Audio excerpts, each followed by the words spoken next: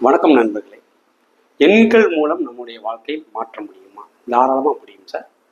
அதாவது ஒரு ஃபோன் நம்பராக இருந்தாலும் சரி, ஒரு வண்டி எண்ணாக இருந்தாலும் சரி, நம்ம பேர்ல ரிஜிஸ்டர் பண்ணுனீங்க அப்படின்னு பார்த்தீங்கன்னாலே அந்த நம்பர் நமக்கு வேலை செய்யும்.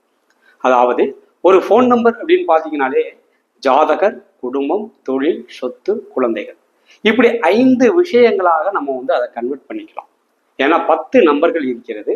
அப்போ 5 விஷயங்களாக நம்ம கன்வெர்ட் பண்ணி அதில் இருக்கக்கூடிய நல்லது கெட்டது அப்படின்ற விஷயங்களை நம்ம எடுத்து தாராளமாக அவர்களுக்கு பலன் கூறலாம்.